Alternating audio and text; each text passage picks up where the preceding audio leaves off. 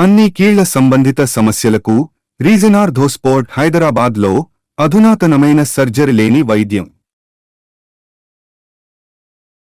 కాంగ్రెస్ పార్టీలో ఆయన సీనియర్. సొంత పార్టీ నేతలు తప్పు చేసినా వదిలిపెట్టరు. అలాంటి నేతకు పార్టీలో చేదు అనుభవం ఎదురైంది. అయినప్పటికీ సదరు నేత శాంతి మంత్రం జపిస్తున్నారు. ఇంతకీ ఎవరా కాంగ్రెస్ నేత? ఆయనకు ఎదురైన విచిత్ర పరిస్థితి ఏంటి? ఆయన సైలెన్స్ ఎందుకయ్యారు?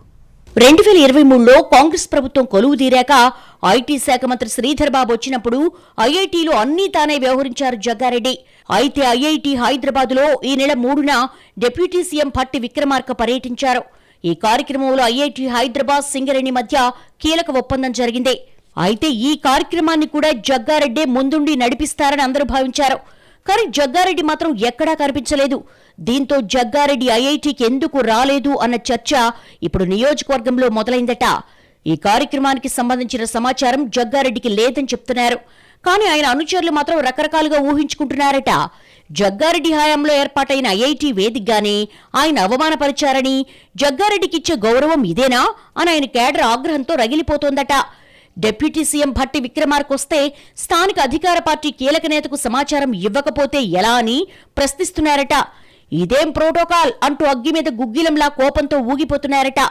దీంతో ఐఐటీని తానే తెచ్చానని చెప్పుకునే జగ్గారెడ్డి ఈ ఘటనపై మౌనంగా ఉన్నారట. జగ్గారెడ్డి అంటేనే హస్తం పార్టీలో ఫైర్ బ్రాండ్. ఆయనకు సొంత పార్టీ నేతల తీరు నచ్చకపోతే తప్పుబట్టడంలో ముందుంటారు. ప్రతిపక్ష నేతలు పార్టీనేమైనా అంటే ఒంటి కాలుపై లేస్తారు. అలాంటి జగ్గారెడ్డి ఈ ఎపిసోడ్పై ఇంతవరకు స్పందించకపోవడం చర్చనీయాంశంగా మారింది. అసలు తప్పిదం ఎక్కడ జరిగిందని కనుక్కునే పనిలో జగ్గారెడ్డి ఉన్నట్టుగా సమాచార లోపంతో ఐఐటీలో కార్యక్రమానికి రాలేదా, కావాలని సమాచారం ఇవ్వలేదా అన్నదానిపై కూపీలాగుతున్నారట. ఏదైనా జరిగితే వెంటనే రెస్పాండ్ అయ్యే జగ్గారెడ్డి ఈ ఘటనపై ఇప్పుడు ఎలా రియాక్ట్ అవుతారో చూడాలి. మొత్తంగా ఈ ఘటనపై రాజకీయ వర్గాల్లో చర్చ మొదలైంది.